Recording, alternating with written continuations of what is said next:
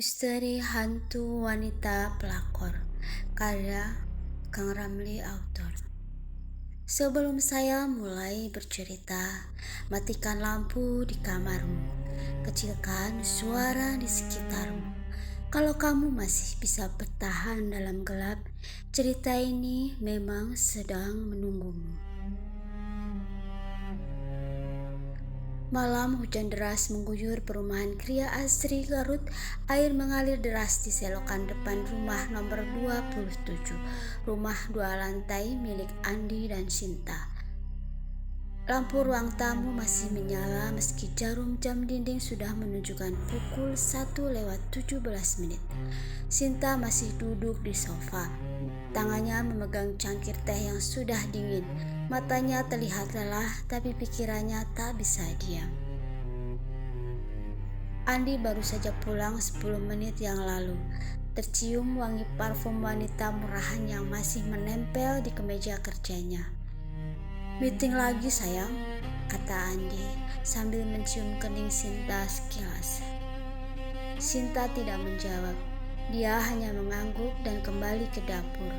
Tapi telinganya masih menangkap suara pintu kamar mandi bawah yang ditutup pelan, seolah Andi takut ada yang mendengar.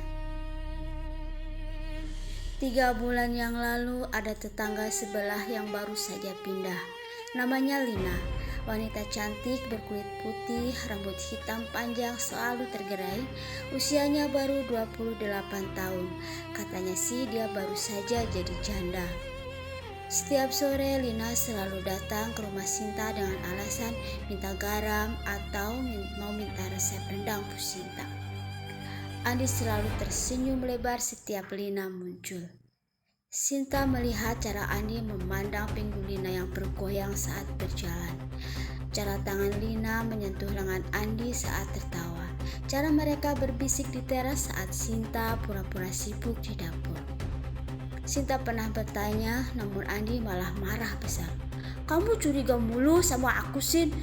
Lina itu cuma kesepian. Udah, itu saja," teriaknya sampai tetangga sebelah kanan mengetuk dinding. Kemudian tadi pagi semuanya telah berubah. Berita beredar cepat di grup WA Kria Asri. Mbak Lina mati. Mayatnya ditemukan di kamar mandi rumah nomor 28. Lehernya digorok dengan pisau dapur. Darahnya sudah kering di ubin putih. Polisi bilang bahwa Lina bunuh diri karena tidak ada jejak orang lain. Tapi Sinta tahu ada yang salah dengan analisa dari pihak kepolisian. Lina bukan tipe orang yang mau bunuh diri. Lina terlalu sombong. Lina terlalu haus perhatian. Malam pertama setelah kematian Lina, Sinta tidak bisa tidur. Angin malam membawa bau parfum yang sama seperti yang menempel di kemeja Andi. Parfum murahan yang Lina pakai setiap hari. Sinta bangun untuk minum air. Saat melewati ruang tamu, dia melihat ada bayangan di sofa.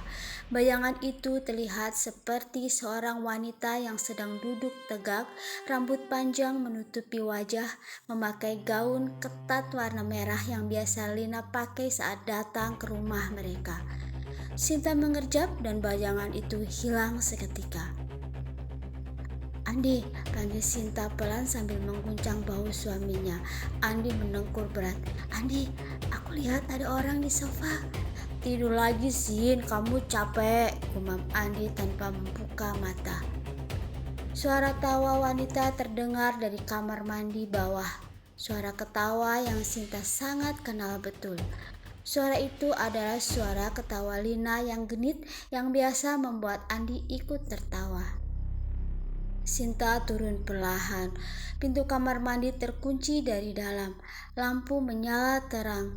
Di balik pintu, suara air kran mengalir deras, lalu suara itu berubah menjadi isak tangis. "Andi, kenapa kau membunuh aku?"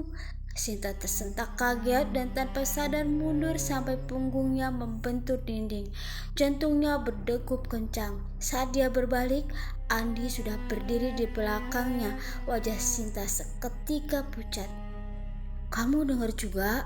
Tanya Andi, suaranya bergetar. Sinta mengangguk. Barang-barang mulai bergerak. Cincin kawin Sinta tiba-tiba hilang dari kotak perhiasan. Di tempatnya ada kalung emas tipis dengan liontin huruf L yang pernah Sinta lihat melingkar di leher Lina. Kalung itu masih bau parfum yang sama. Sinta melemparnya ke tong sampah. Pagi harinya, kalung itu sudah kembali ke meja riasnya. Andi semakin aneh. Dia sering terbangun tengah malam. Keringat dingin membasahi baju. Dia datang lagi, bisiknya suatu malam. Dia bilang aku milik dia sekarang. Kamu harus pergi. Sinta mulai mengumpulkan bukti. Di ponsel cadangan Andi yang disembunyikan di laci bawah ada ratusan cat. Foto-foto Lina tanpa busana, video mereka di kamar hotel dekat alun-alun Garut. Pesan terakhir dari Lina 2 hari sebelum kematiannya. Aku hamil Andi, kalau kamu tidak cerai sama Sinta, aku akan bilang ke semua orang termasuk keluargamu di kampung. Sinta gemetar membacanya, mendadak listrik padam. Hujan semakin deras, dia sendirian di rumah. Andi katanya ada urusan mendadak di kantor. Sinta duduk di ruang makan memegang senter. Tiba-tiba pintu depan terbuka sendiri. Angin dingin menyapu ruangan. Bau parfum Lina menyelui seluruh rumah. Di ujung koridor, Lina sedang berdiri. Lina masih berdiri di sana, gaun merahnya basah kuyup oleh darah. Lehernya terbuka lebar, darah hitam masih menetes pelan ke lantai. Matanya kosong, tapi bibirnya tersenyum manis, senyum yang dulu membuat Andi tergila-gila. Kamu harus tahu, Sin. Kamu tahu kan, aku bukan pelakor. Andi yang datang ke aku dulu. Dia yang merayu, dia yang janji akan nikahin aku. Tapi saat aku hamil, dia panik. Dia bilang aku harus hilang.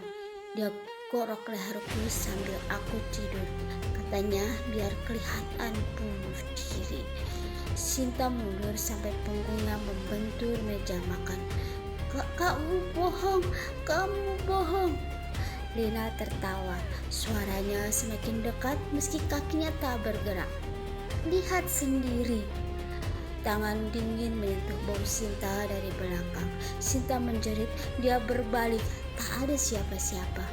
Tapi di cermin ruang makan, bayangan Lina masih berdiri tepat di belakangnya dengan tangan memeluk pinggang Sinta erat-erat. Dia sudah di tanganku sekarang, bisik Lina di telinga Sinta. Nafasnya bau darah dan parfum. Tapi aku masih butuh tubuh. Tubuh yang masih hidup. Tubuh yang bisa dia peluk setiap malam. Sinta merasakan ada sesuatu yang merayap di dalam dadanya. Seperti ada tangan yang meremas jantungnya dari dalam. Pagi harinya, tetangga menemukan Andi telah tewas di kamar tidurnya. Lehernya digorok rapi dengan pisau dapur. Sinta duduk di samping mayat suaminya dengan tersenyum manis. Rambutnya yang biasa diikat kini tergerai panjang. Dia memakai gaun merah ketat yang baru dibeli kemarin. Ketika polisi datang, Sinta menatap mereka dengan mata yang kosong, tapi bibirnya tersenyum. Dia bunuh diri, kata Sinta dengan lembut, karena dia merasa bersalah sudah membunuh pelakornya sendiri. Lalu Sinta tertawa, tawa genit yang persis seperti ketawa Lina. Polisi akhirnya mengamankan Sinta karena melihat tangan Sinta yang berlumur darah. Tamat.